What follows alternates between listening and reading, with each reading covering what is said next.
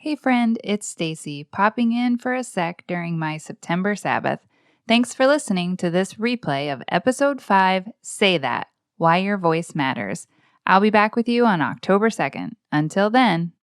Hi, I'm Stacy Holmes, and this is Glordinary, a few moments where we celebrate God's glory and champion the ordinary. I'm glad you're here.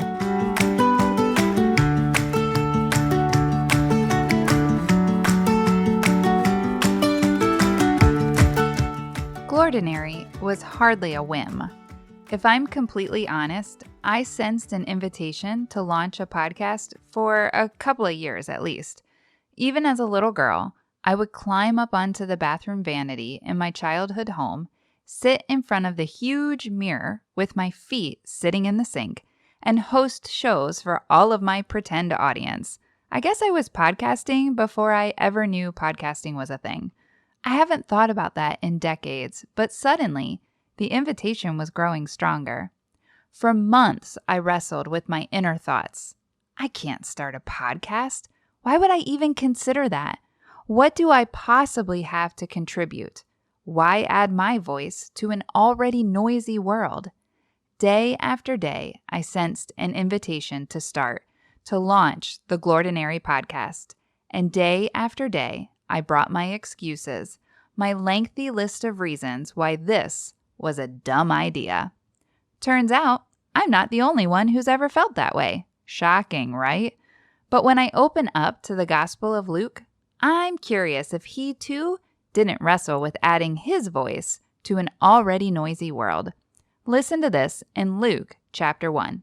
It says this: "Many have undertaken to draw up an account of the things that have been fulfilled among us, just as they were handed down to us by those who from the first were eyewitnesses and servants of the word. Therefore, since I myself have carefully investigated everything from the beginning, it seemed good also to me to write an orderly account for you, most excellent Theophilus, so that you may know the certainty of the things you've been taught."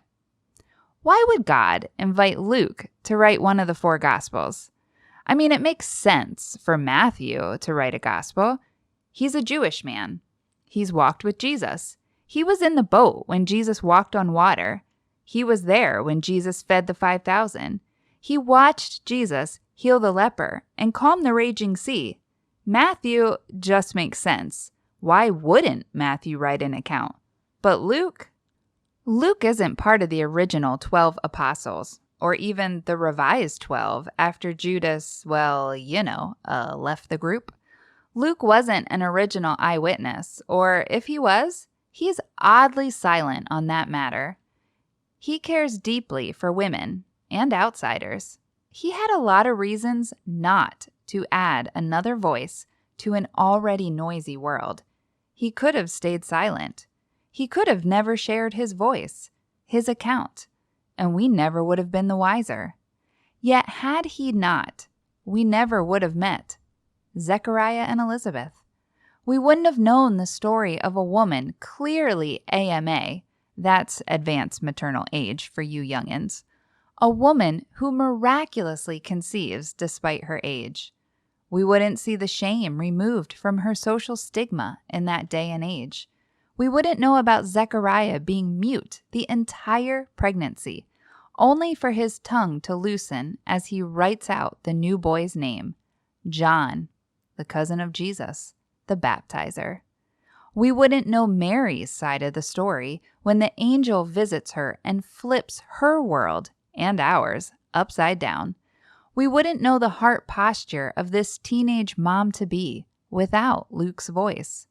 We'd never know how Mary and Elizabeth clung to each other during their pregnancies, as surely no one else could relate. We see the story through the lens of women, the first pronouncement of the Messiah through Elizabeth, the first declaration of his resurrection through Mary Magdalene. Oh, Luke, had you not used your voice, there would be no Zacchaeus, the shady tax collector turned Jesus follower, No Good Samaritan, no prodigal son, no Emmaus Road.